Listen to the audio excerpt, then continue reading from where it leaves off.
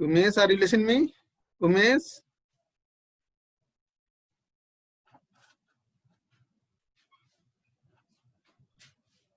Umesh, yes sir. आवाज पहुंच रही है? Yes sir. तुम्हारा प्रेजेंटेशन हो गया क्या? क्या सर? तुम्हारा प्रेजेंटेशन हो गया? नहीं हुआ सर, आज है। हेलो। हाँ हाँ, ठीक है ठीक है।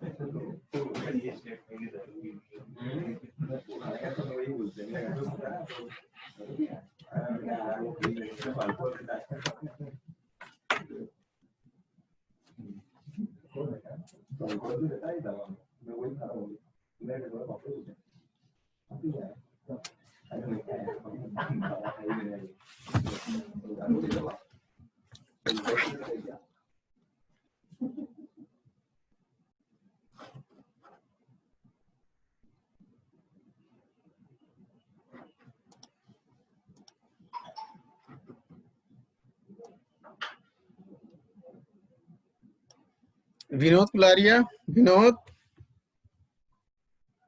Yes sir. अच्छा ठीक है, तो क्लास स्टार्ट करते हैं। अब पार्टिसिपेंट आज तो वेरी वेरी वेरी लो है, तो आप लोग क्लास क्यों नहीं ज्वाइन कर रहे हो? आप इतने सारे लोग, आप 25-30 लोग तो हो आप लोग क्लास में। 36 तो टोटल रजिस्टर्ड हो, 25-30 आते हो, कभी कभी 22 आते हो, कोई 25 आते हो, कोई 27 आते हो। देखो यहाँ पे लिखा हुआ है, देखो अल्ट्रासोनिक टेस्टिंग मेथड। तो अल्ट्रासोनिक टेस्टिंग मेथड में दो तरह की टेस्टिंग, जैसे टेस्टिंग के मेथड्स हैं, ठीक है ना, डिफरेंट टाइप की टेस्टिंग मेथड है। देखो, एक है नॉर्मल बीम इंस्पेक्शन मेथड है, जिसमें बीम जा रही है मेटल के अंदर, परपेंडिकुलरली जा रही है और फिर लौट भी रही है। दूसरा है इसमें एंगल बीम मेथड, एंगल पे ये अल्ट्रासाउंड रेज को डाली जा रही है, अप्लाई की जा रही है और वो मेटल के अंदर जा रही है। तीसरा है क्रैक टिप डिफ्रैक्शन मेथड, ठीक है ना, कैसे करना है टेस्टिंग, कैसे करना है, इस तरह टेस्टिंग करने के मेथड है ये।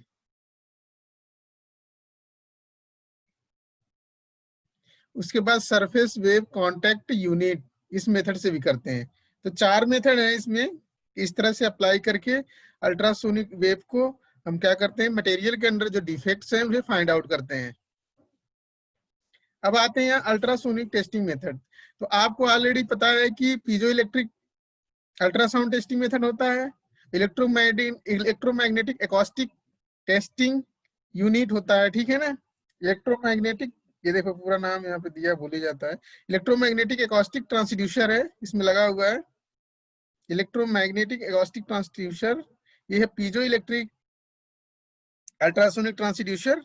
अब देखो पीजो इलेक्ट्रिक में क्या है, कपलेंट यूज करते हैं, आपको ऑलरेडी मैंने बताया है। इसमें ये ऑयल भी हो सकता है, फ्लूइड कोई भी हो सकता है, ताकि इनके बीच क्रिस्टल जो हमारे पास पीजो इलेक्ट्रिक मटेरियल है, क्वार्टेज है, उसके वर्कपीस के बीच में जब ट्रांसफर करेंगे अल्ट्रासोनिक वेव, अगर बीच में एयर होगा तो क्या होगा, लॉसेस हो जाएंगे अल्ट्रासोनिक वेव में। तो जितना प्रोड्यूस कर रहे हैं उतना मटेरियल के अंदर ट्रांसफर नहीं होगा, इस वजह कपूलेंट यूज करते हैं यहाँ पे।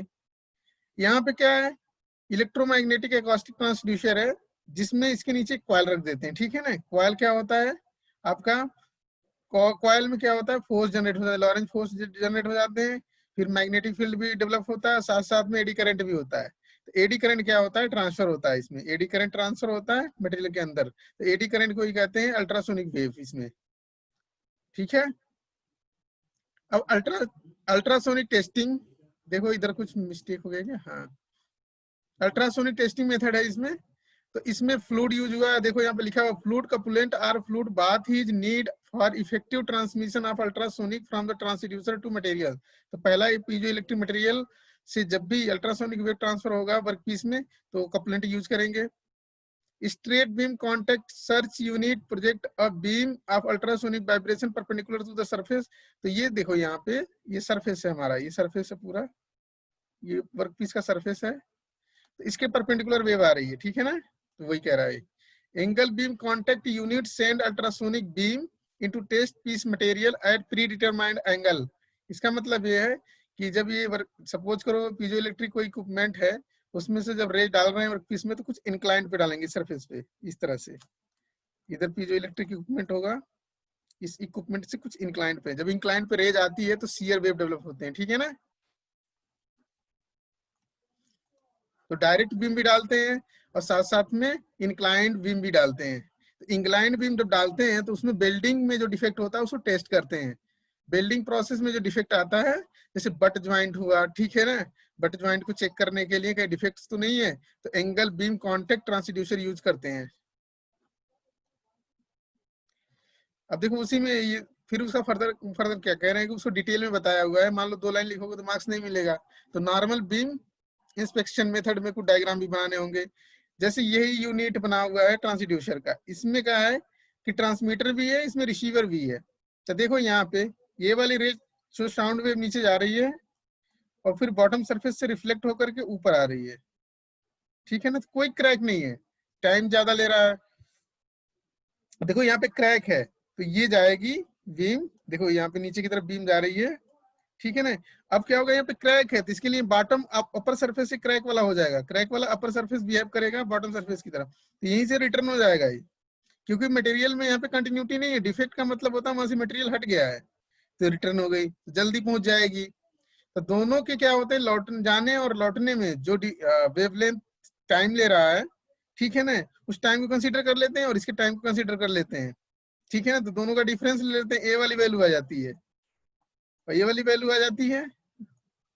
तो इस वैल्यू को क्या करते हैं, बड़े वाले वैल्यू से माइनस कर देते हैं, ये बड़े वाले वैल्यू से माइनस कर देते हैं, तो ये वाली वैल्यू आ जाती है, ऊपर वाली ये वाली वैल्यू आ जाती है। तब देखो यहाँ से यहाँ तक गए तो टाइम लगा मान लो t1, यहाँ से यहाँ आए t2 लगा, जाने आने दोनों का बताता है ये, ठीक है ना।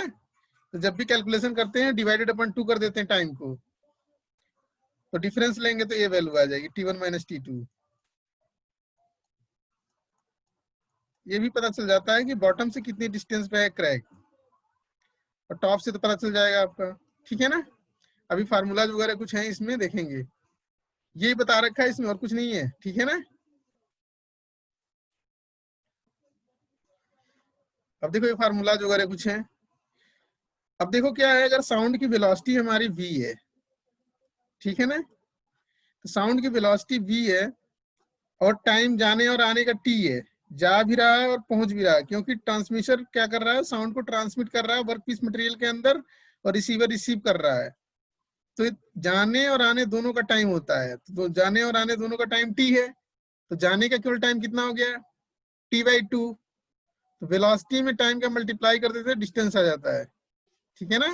तो इस तरह से कितने डिस्टेंस पे क्रैक है पता कर लेते हैं, ठीक है ना, क्योंकि velocity is equal to distance divided upon time होता है, और टाइम क्या है, जाने आने दोनों का डिवाइडेड अपॉन 2, ठीक है। तो डी की वैल्यू आ जाएगी, इसको इधर मल्टीप्लाई कर देंगे तो ये वैल्यू लिखी हुई है यहाँ पे। v साउंड की वेलोसिटी है, साउंड की वेलोसिटी अलग होती है और स्पीड की वेलोसिटी अलग होती है।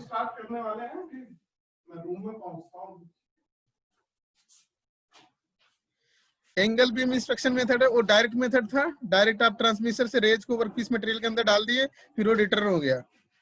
एंगल बीम इंस्पेक्शन मेथड में कुछ एंगल पे डालते हैं, ठीक है ना, देखो angle beam transducer wedges are typically used to introduce refracted shear wave. तो जब भी देखो बहुत ज्यादा इंग्लिश जो लिखा होगा उसमें बहुत ज्यादा जाने की जरूरत है, बिल्कुल सिंपल फंडा अपने लैंग्वेज में लिखने की कि हमारा जो साउंड वेव है उसको कुछ इंक्लाइंड पे हम डालेंगे वर्कपीस मटेरियल के अंदर, और जहां पे वेल्डिंग डिफेक्ट होता है वहां की चेकिंग की जाती है, ठीक है ना। साउंड वेव से जो एंगल बीम इंस्पेक्शन मेथड होता है उसमें क्या होता है, वेल्डिंग डिफेक्ट्स को फाइंड आउट करने का एक तरीका है, बहुत अच्छा तरीका है।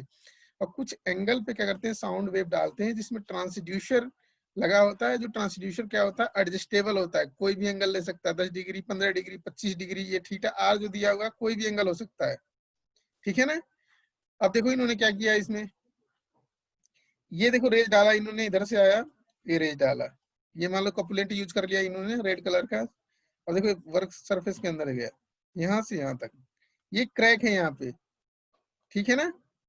अब देखो ये वैल्यू थीटा आर है और ये थिकनेस है। अब देखो फार्मूला कैसे बनेगा, ये टी है, यहाँ पे देखो टी थिकनेस ऑफ मटेरियल, ठीक है। अब ये डिस्टेंस निकालना कितने डिस्टेंस पे है हमारा, अगर ये डिस्टेंस निकालना ये भी पता कर लेंगे। तो देखो थीटा आर है तो यहाँ पे 90 माइनस थीटा आर हो जाएगा, ठीक है। अब देखो क्या करना है, साइन कॉस फार्मूला लगाना, सिंपल फार्मूला, कुछ है नहीं इसमें। थीटा आर जो है एंगल ऑफ रिफ्रेक्शन है, ये एंगल ऑफ रिफ्रेक्शन दे दिया है। सरफेस डिस्टेंस, देखो ये सरफेस डिस्टेंस की बात कर रहा है, इसको फाइंड आउट करेगा। तो अगर मान लो sine theta is equal to क्या हो जाएगा, sine theta is equal to, देखो परपेंडिकुलर डिस्टेंस, ये perpendicular distance divided upon diagonal, ठीक है ना। तो परपेंडिकुलर डिस्टेंस ये हो जाएगा सरफेस डिस्टेंस, तो थीटा आर, देखो यहाँ पे लिखता हूं मैं, sine theta R is equal to, देखो यहाँ पे ये लेंथ मिलेगा आपको, परपेंडिकुलर लेंथ जो थीटा के सामने वाली लेंथ होती है वो साइन के लिए यूज करते हैं। तो ये सरफेस डिस्टेंस हो गया, surface distance S D divided upon ये साउंड पाथ, ठीक है ना, sound path, sound path S P, ठीक है। अब देखो एस पी साउंड पाथ लिखा हुआ, देखो यहाँ पे theta R is equal to surface distance divided upon sound path. तो साउंड पाथ निकाल लोगे आप, साउंड पाथ कैसे निकालते हैं, मान लो ये रेज जा रहा है, इसकी वेलोसिटी भी है, जाने के बाद फिर लौट रहा है, ठीक है ना। तो ये जो डिस्टेंस हो जाएगा आपका वेलोसिटी मल्टीप्लाई टी बाई 2, इससे डिस्टेंस आ जाएगी। उसके बाद ये देखो यहाँ पे साउंड पाथ हो गया, सरफेस डिस्टेंस, सरफेस डिस्टेंस आपको पता चल जाएगा, कोई न कोई वैल्यू दिया रहेगा, इस तरह से फाइंड आउट कर देंगे, कोई ना कोई वैल्यू दी रहेगी, इसमें कोई दिक्कत नहीं है, इसे न्यूमेरिकल नहीं आता, इसको बताना थ्योरी की तरह। डेप्थ पे निकालना है आपको, इस तरह से भी निकाल सकते हो, ये थीटा मान लो थीटा 90 माइनस थीटा आर हो गया यहाँ पे, तो परपेंडिकुलर डिस्टेंस ये है, तो ये लेंगे cos 90 minus theta 2 is equal to perpendicular distance divided upon angular distance. तो साइन 90 माइनस थीटा 2 हो जाएगा cos थीटा 2, ये दिया हुआ cos theta r multiply sound of path is equal to depth of leg, ये डेप्थ पता चल जाएगा आपको। इसमें कुछ नहीं है, सिंपल सा है, इंटरमीडिएट के फार्मूले में। देखो यहाँ पे लिखा हुआ क्या क्या चीजें देखते हैं, शियर वेव, ठीक है, ट्रांसड्यूसर से जो भी साउंड वेव मटेरियल के अंदर भेजा जाता है वो शियर वेव होता है, ठीक है ना। और क्या होता है, जो मटेरियल के अंदर जो फ्लॉज होते हैं, वेल्डिंग वगैरह डिफेक्ट जो होते हैं उसे फाइंड आउट करते हैं, सीधी सी बात है। वेल्डिंग वेल्डेड एरिया लिख रहा है यहाँ पे। Can be use for testing flat seat की भी टेस्टिंग की जाती है, प्लेट पाइप ट्यूब की भी टेस्टिंग की जाती है, क्योंकि वो कर्व नेचर के होते हैं, और जहां भी डिफेक्ट होगा वेल्डिंग का तो कर्व टाइप का सरफेस बनेगा, इसलिए कर्व टाइप का सरफेस बनेगा तो आप जो रेज डालोगे मटेरियल के अंदर वो एंगल पे होना चाहिए, ठीक है ना। Angle beam units are design to introduce vibration in Lamb longitudinal shear, मतलब ये लॉन्गिट्यूडनल वेव भी उसमें प्रोड्यूस किया जा सकता है, ठीक है, एंगल बीम के थ्रू, साथ साथ में आपका शियर वेव भी, ठीक है, लैम्प वेव भी। तो ये ट्रांसड्यूसर जो होगा हमारा, इसके जो हमारा साउंड वेव है इसके इंक्लिनेशन पे डिपेंड करेगा, इंक्लाइंड कितना है, कितने एंगल पे डाला जा रहा है मटेरियल के अंदर, ठीक है ना। एंगल पे डालोगे तो शियर मिलेगा, परपेंडिकुलर डालोगे तो नॉर्मल जाएगा आएगा, परपेंडिकुलर कर दोगे इसे तो जाएगा और लौट आएगा, तो लॉन्गिट्यूडिनल वेव हो जाएगा ये, ठीक है ना। सरफेस पे भी क्या करोगे, सरफेस पे एडजस्ट करवाओगे तो सरफेस पे भी क्या होता है, वेव इसकी ट्रांसफर हो जाती है इस तरह से। अभी आगे डायग्राम में शो किया है मैंने।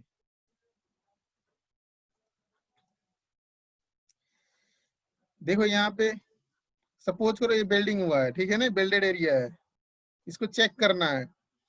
तो देखो ये ट्रांसड्यूसर है हमारा, एंगल को डाला गया, इस एंगल पे डाला गया है, ठीक है ना। और यहाँ से रिफ्लेक्शन हो रहा है इसमें, और इसके इधर इस बिल्डेड एरिया पे जा रहा है रिफ्लेक्ट होकर के, ठीक है। तो देखो ये डिस्टेंस निकालना है आपको, मान लो ये पूरा डिस्टेंस ये फाइंड आउट हो जाएगा। यहाँ पे अगर साइन 90 माइनस थीटा आर करोगे तो क्या हो जाएगा, परपेंडिकुलर डिस्टेंस डिवाइडेड अपॉन ये वाली लेंथ आ जाएगी, सॉरी ये साउंड पाथ लेग, ठीक है, साउंड पाथ लेग 1। तो साउंड पाथ लेग 1 कैसे आएगा, साउंड की वेलोसिटी v है, टाइम मान लो यहाँ से यहाँ तक जाने में कितनी लग रही है, तो 2 टाइम्स लगती है, तो t/2 कर देते हैं। इसमें जो भी टाइम मिलता है आप t/2 करोगे, ठीक है ना। तो ये मटेरियल में बताया हुआ है, डायग्राम वगैरह शो करिए, मैं नहीं बता रहा हूँ, ठीक है ना, आपको एनालिसिस करना है, इसको देखना क्या बता रहा है, बिल्कुल इजी है, ठीक है ना।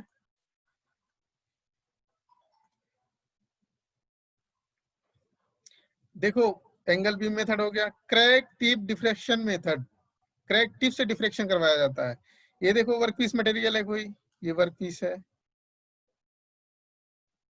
वर्कपीस मटेरियल के अंदर एक क्रैक है। देखो ये ट्रांसमीटर क्या कर रहा है, साउंड वेव को ट्रांसफर कर रहा है। आप तभी इस मेथड को फॉलो कर सकते हैं जब आपको पता रहेगा कि क्रैक कितनी डेप्थ पे नीचे है और क्रैक की पोजीशन क्या है, क्रैक की लेंथ क्या है, तभी ये मेथड अप्लाई कर सकते हैं, क्रैक टिप डिफ्रेक्शन मेथड, तभी अप्लाई कर सकते हैं आप। अब देखो ट्रांसमीटर जा रहा है, इसके टिप से, क्रैक के टिप से ट्रांसफर होकर रिसीवर को जा रहा है। इधर फिर दूसरा वेव जो जा रहा है आपका, वो बॉटम वाले से, क्रैक जो टिप है क्रैक के बॉटम वाले सरफेस से टकरा करके फिर रिसीवर को जा रहा है।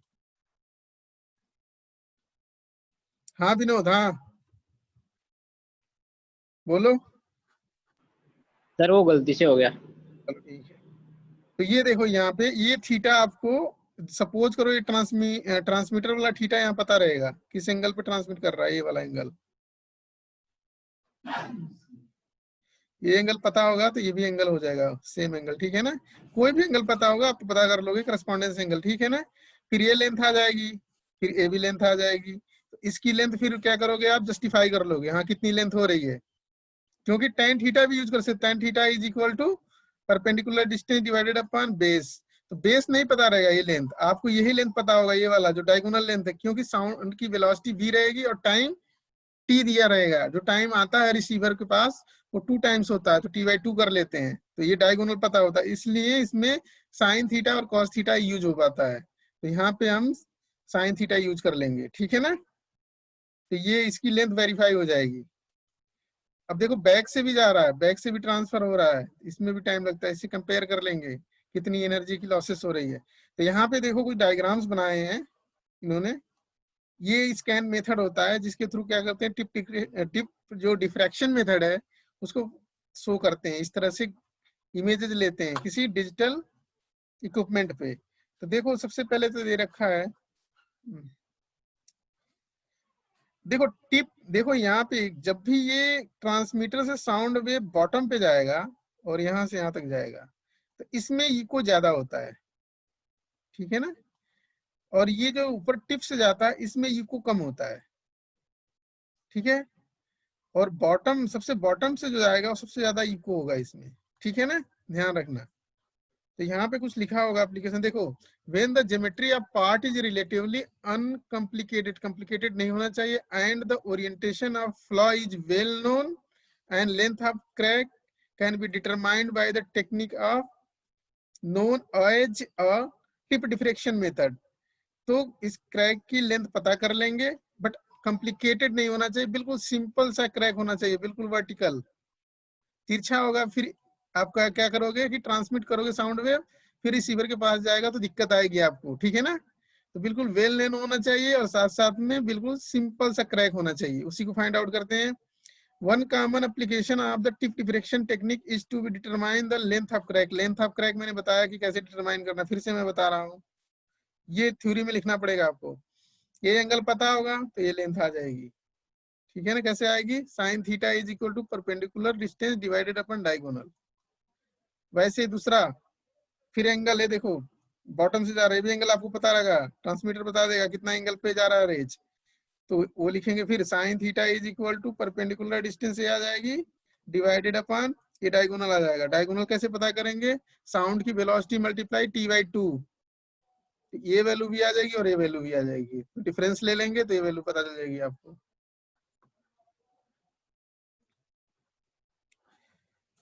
अब देखो यहाँ पे one common application of the tip diffraction technique is to determine the length of crack. कई चीज, इसी चीज को 10 बार लिखा हुआ है, ठीक है ना।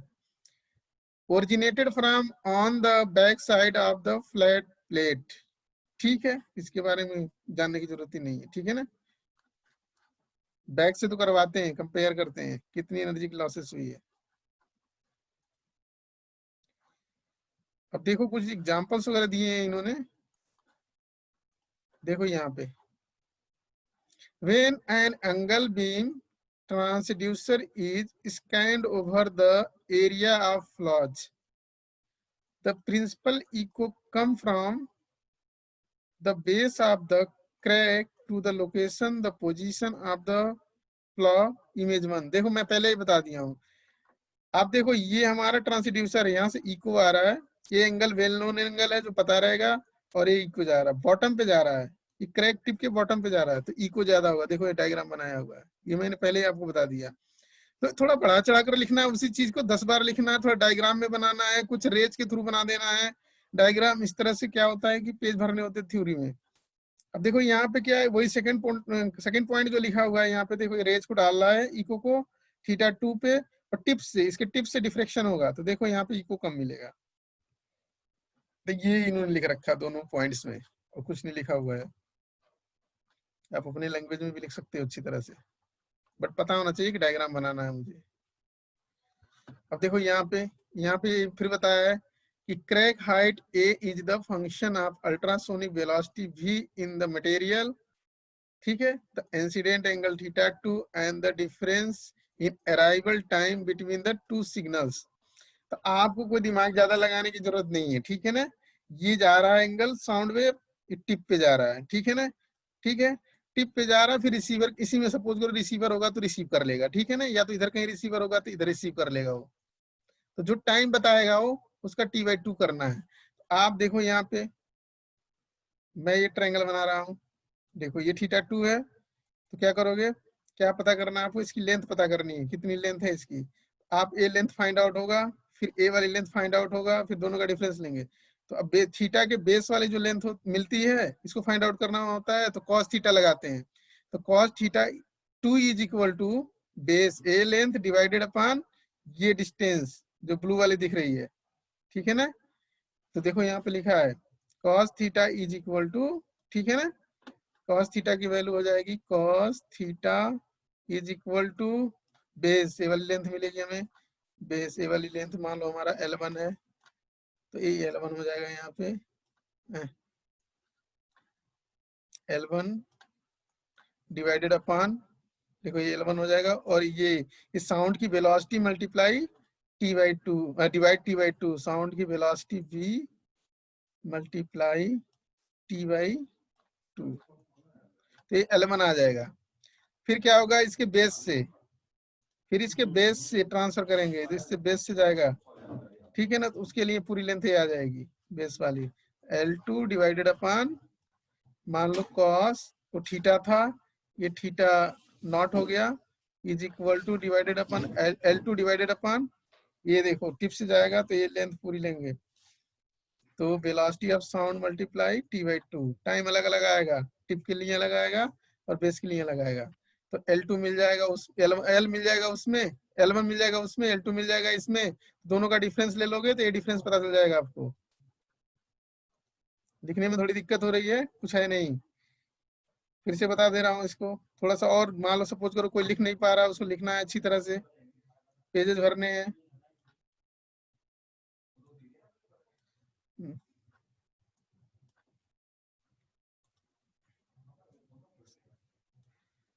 पहले ये लेंथ फाइंड आउट करना है टिप से, ये वाली लेंथ, ये L1 है, उसके बाद ये L2 फाइंड आउट करनी है, ठीक है ना। ये रेज एक आएगी इधर से,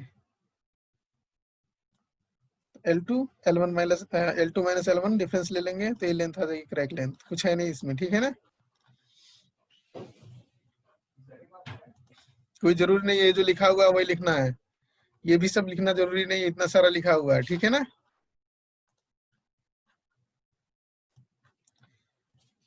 अब देखो, अब तो हो गया, देखो एक डायरेक्ट मेथड हो गया, एंगल बीम मेथड हो गया, ठीक है ना।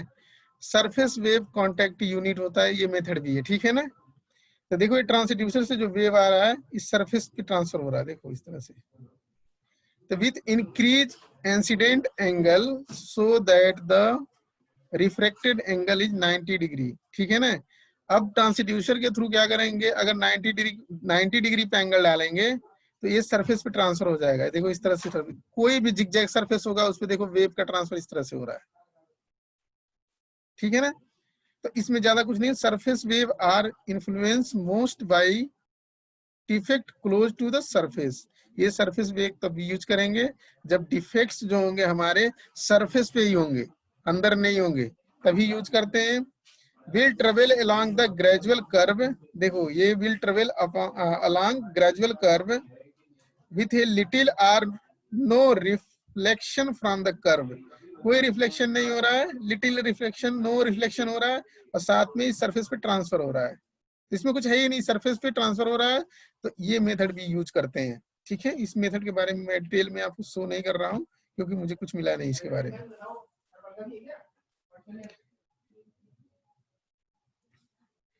ये डायग्राम नहीं बनाना है आपको, नीचे जो डायग्राम दे रहा है, ठीक है ना, आपको ये समझ में नहीं आएगा, ठीक है ना।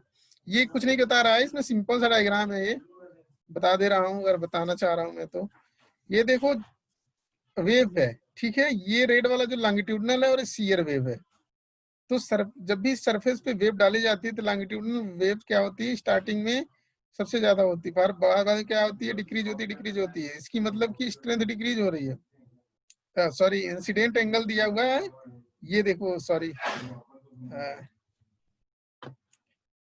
इसमें 3 डायग्राम बनाया हुआ है, देखो ये कुछ नहीं है, इसको देखने की जरूरत ही नहीं है। ये देखो यहाँ पे ये एंगल पे डाली गई है, तो ये सरफेस वेव क्रिएट कर दिया है इस पे, ठीक है ना। यहाँ पे डाला गया इस एंगल पे तो सीयर वेव आ रहा है, और कुछ इस तरह से डाल देते हैं, कुछ एंगल इंसिडेंट एंगल डिफाइन कर लेते हैं, तो उसमें लॉन्गिट्यूडनल भी मिलता है और सीयर भी मिलता है, और कुछ नहीं है। तो एंगल ही डिपेंड करता है किस एंगल पे साउंड वेव डाली जाती है, ताकि वो वेव हमारी सीयर वेव हो रही है या लॉन्गिट्यूडनल वेव हो रही है, और कुछ है नहीं इसमें, ठीक है ना। ये डायग्राम वगैरह दिया हुआ है, incident angle, first critical angle दिया हुआ, सेकंड क्रिटिकल एंगल, ये सब जानने की जरूरत नहीं है। केवल ये बताना है कि हमारे पास जो ट्रांसड्यूसर है, ट्रांसड्यूसर के थ्रू हम क्या करते हैं, surface wave, shear wave, longitudinal wave, Lamb wave, Rayleigh wave, ये सारा क्या प्रोड्यूस कर सकते हैं मटेरियल के अंदर।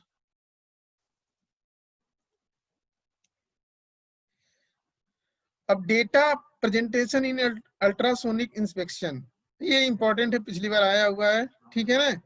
तो कौन से डेटा से हम क्या करते हैं, अल्ट्रासोनिक डिफेक्ट को प्रेजेंटेशन में यूज करते हैं। कहने का मतलब ये है कि अल्ट्रासोनिक इंस्पेक्शन में प्रेजेंटेशन के लिए डेटा यूज करते हैं, ग्राफ ड्रॉ करते हैं। तो ग्राफ किसके किसके बीच ड्रॉ करते हैं ये देखना है। Ultrasonic data can be collected and displayed in A number of different format. तो इसमें 3 फॉर्मेट है, 3 फॉर्मेट में हम क्या करते हैं, ड्रॉ करते हैं या उसको शो करते हैं ग्राफ के फॉर्म में। तो ये तो पहला होता है क्रैक लेंथ के अकॉर्डिंग करते हैं, दूसरा है क्रैक लेंथ के अकॉर्डिंग करते हैं, दूसरा है क्रैक लेंथ है या तो कोई एरिया है उसके अकॉर्डिंग करते हैं। तो देखते हैं A scan, B scan, C scan है क्या। तो 3 most common format are known as NDET, ठीक है ना। 3 कॉमन मेथड है, ठीक है, प्रेजेंटेशन के अल्ट्रासोनिक डेटा के। अल्ट्रासोनिक डेटा का मतलब है अल्ट्रासोनिक वेव जब भी मटेरियल के अंदर डाली जाएगी तो डिस्प्ले में किस तरह का इमेजेस दिखेगा। हमारे पास जो भी इलेक्ट्रॉनिक्स इंस्ट्रूमेंट होगा वो किस तरह का डेटा शो करेगा। तो पहला है ए स्कैन मेथड, दूसरा है बी स्कैन मेथड, तीसरा है सी स्कैन मेथड। ये इंपॉर्टेंट है, पिछली बार आया हुआ है, और जब भी प्रेजेंटेशन होगा ये तीनों स्कैन मेथड मैं आपसे पूछूंगा अच्छी तरह से। तो यहाँ पे मैं बता रहा हूँ, each presentation mode provides a different way of looking at and evaluating the region of material being inspected. कह रहा है कि तीनों मेथड जो हैं ये डिफरेंट वे हैं क्या क्रैक को देखने के और उसको इवेलुएट करने के लिए जिस मटेरियल को हम टेस्ट कर रहे हैं। Modern computerised ultrasonic scanning system can be display data in all three presentation form simultaneously. Modern computer आजकल यूज हो रहा है जिसमें हम क्या करते हैं, ये स्कैन मेथड भी देख लेते हैं, बी स्कैन मेथड भी देख लेते हैं और सी स्कैन मेथड भी देख लेते हैं। ठीक है, अब क्या है ये A scan method B scan method में क्या है, क्या लुक होगा डिस्प्ले पे, को जो हमारे पास इलेक्ट्रॉनिक्स इंस्ट्रूमेंट है उस पर क्या डिस्प्ले होगा।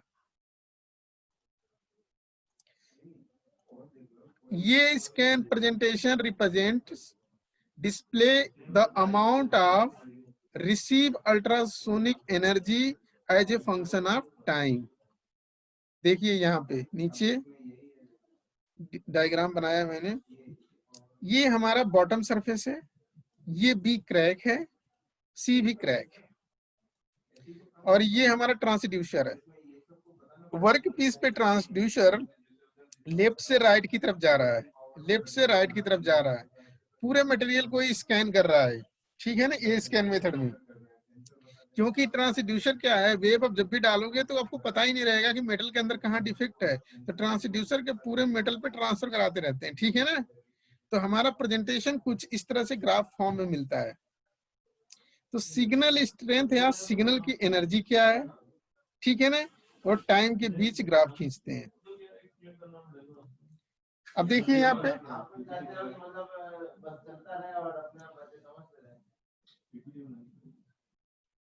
अब देखो यहाँ पे बेस से ट्रांसफर हो रहा है, तो ये हमारा सपोज करें स्कैनर है, स्कैनर ने साउंड वेव को नीचे भेजा और फिर ये रिसीवर को रिसीव हो गया, फिर ये रिसीवर को रिसीव हो गया, सपोज करो नीचे आया बॉटम सरफेस पे, फिर ये रिसीवर को रिसीव हो गया, तो बहुत ज्यादा एनर्जी की लॉसेस होगी। तो बॉटम जो वर्क पीस है वो देखो बहुत कम एनर्जी, सिग्नल स्ट्रेंथ और टाइम के बीच, टाइम भी ज्यादा लेगा पहुंचने में। अरे सर क्लास ले रहे हैं आप लोग, 5 मिनट से आवाज कर रहे हैं। देखो ये सिग्नल डाउनवर्ड जाएगा तो टाइम भी ज्यादा लेगा, देखो यहाँ 9 मिनट का टाइम ले रहा है सपोज करो, और फिर ऊपर जाएगा तो इसकी स्ट्रेंथ भी वीक हो जाएगी, तो बॉटम सरफेस पे क्या हो रहा है, वीक हो रही है। अब देखो इसके बाद ए पे आएगा, ये थोड़ा सा ऊपर है, इसकी जो रेंज है साउंड वेव की जाएगी फिर आएगी तो कम टाइम लेगी, देखो यहाँ पे कम टाइम ले रहा है, और थोड़ी स्ट्रेंथ इसकी ज्यादा होगी क्योंकि जल्दी पहुंच जाएगा तो इसकी स्ट्रेंथ ज्यादा शो हुई है। अब देखो यहाँ पे बी वाला जो है हमारा, देखो बी वाले पे जाएगी, थोड़ा ऊपर है, जल्दी पहुंच जाएगी बी वाले पे और फिर लौटेगी, इसकी स्ट्रेंथ क्या होगी, ए से ज्यादा होगी, थोड़ा डायग्राम बराबर बनाया है, थोड़ा सा ऊपर होगी हल्की सी। फिर ये क्या होगा, साउंड वेव नीचे आएगी, देखो सी पे तो बहुत कम टाइम के लिए आ जाएगी और तुरंत पहुंच जाएगी। ठीक है ना, अब देखो यही सरफेस है, इसी सरफेस पे जा रही है, टॉप पे ही है, तो इसकी सबसे ज्यादा होगी, बहुत कम टाइम में ऊपर आ जाएगी। तो सबसे वीक जो स्ट्रेंथ मिलेगी बॉटम से ट्रांसफर होगी, जो नीचे जाएगी फिर ऊपर जाएगी, तो ये डायग्राम बनाया हुआ है, फिर ए की बात होगी, फिर बी की बात होगी, फिर सी की बात होगी। तो देखो इसमें सिग्नल स्ट्रेंथ और टाइम के बीच ग्राफ खींचा गया है। तो ए स्कैन में क्या करते हैं हम, ये स्कैन में क्या करते हैं, सिग्नल स्ट्रेंथ और टाइम के बीच ग्राफ खींचते हैं। यही सारी चीजें लिखी हुई है और डिटेल में यही सारी चीजें इसमें लिखनी है आपको। ठीक है, हॉरिजॉन्टल एक्सिस पे हमारा टाइम ट्रेवल ऑफ साउंड होगा, वर्टिकल एक्सिस पे हमारा सिग्नल की स्ट्रेंथ होगी या एनर्जी ऑफ सिग्नल होगी। ठीक है ना, और वो सारी चीजें 1 बाय 1 करके हमारा बैक सरफेस से आएगा तो इस तरह से ग्राफ मिलेगा, ए से आएगा तो इस तरह से एनर्जी मिलेगी, टाइम रिड्यूस होता जाएगा, बी पे आएगा, फिर सी पे आएगा और कम टाइम रिड्यूस होगा, टॉप पे जो होगा वो तो तुरंत ही पहुंच जाएगा। ठीक है ना, इस तरह से आप लिखोगे, 1-2 पेज हो जाएगा इसमें। अब देखो B scan, the B scan presentation is a profile of cross sectional view of the test piece specimen and distance, कितने डिस्टेंस पे है। देखो अब क्या है, क्रॉस सेक्शनल व्यू देखना है इसमें। ठीक है, डिस्टेंस देखो, डिस्टेंस और टाइम के बीच हमारा ग्राफ खींचा हुआ है। इसका मतलब यह है हमारा क्रैक कितने डिस्टेंस पे है टॉप से, कितने डिस्टेंस पे है, कितना डिस्टेंस, ये डिस्टेंस जो दिख रहा है ये तो क्रैक है ही नहीं, ये वाला ये तो सरफेस है, तो टाइम लेगा ज्यादा ये। अब देखिए यहाँ पे, तो आपको बताना है in B scan we have draw the scale graph between time travel of sound and crack distance in the material. ये मत क्रैक लेंथ नहीं बात कर रहा, कितने डिस्टेंस पे है सरफेस से, ये बात कर रहा है नीचे। अब देखिए यहाँ पे, सपोज करो इस टॉप पे ही रेज है, टॉप पे जा रहा है, टॉप से लौट जा रहा है, तो सीधी सी बात है इसमें क्या स्ट्रेंथ दिखाया है, इसमें इसमें देखो बहुत ज्यादा दिखा दिया है। ठीक है ना, इसमें देखो सी वाला, उसके बाद सी की डिस्टेंस को ये दिखाया हुआ है, बी की डिस्टेंस को ए दिखाया हुआ है, ए की डिस्टेंस को ये दिखाया हुआ है। ठीक है ना, अब देखिए इसमें क्या करना है, अब बॉटम पे ये बिल्कुल यहाँ पे आ जाएगा 0 पे। आप इस तरह से भी ग्राफ ड्रॉ कर सकते हैं कि जैसे सपोज करो आपने टाइम लिया है, ठीक है ना, तो सबसे ज्यादा टाइम कहाँ लग रहा है, सबसे ज्यादा टाइम ये आपका इस सरफेस पे लगेगा, बॉटम पे लगेगा, BW पे।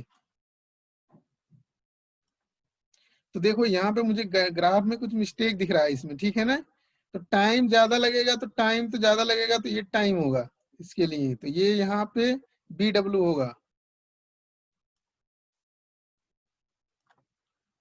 ठीक है, उसके बाद टाइम कहाँ लगेगा, ये टाइम लगेगा ए पे, तो टाइम ए, ये हमारा सी वाला जो होगा ए होगा, ये क्या, उसके बाद टाइम ज्यादा लगेगा तो क्या होगा हमारा, ये बी वाला सही है।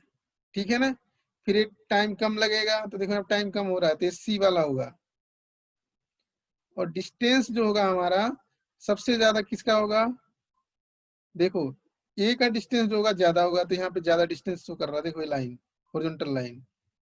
बी वाला थोड़ा कम कर रहा है डिस्टेंस, बी वाला, सी वाला थोड़ा कम कर रहा है, तो सी वाला हो गया। ठीक है ना, और ये सबसे नीचे वाला जो है ये आईपी है, आईपी, इसमें लग रहा है मिस्टेक दिया हुआ। ठीक है ना, तो इस तरह से आप करेक्शन कर लेना।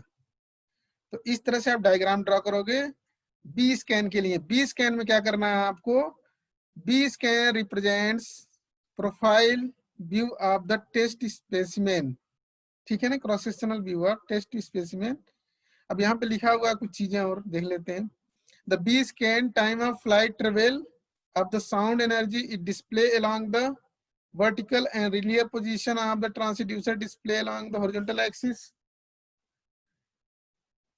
मुझे तो ये लग रहा है ठीक है ना, इसमें from the B scan depth of reflector and its approximate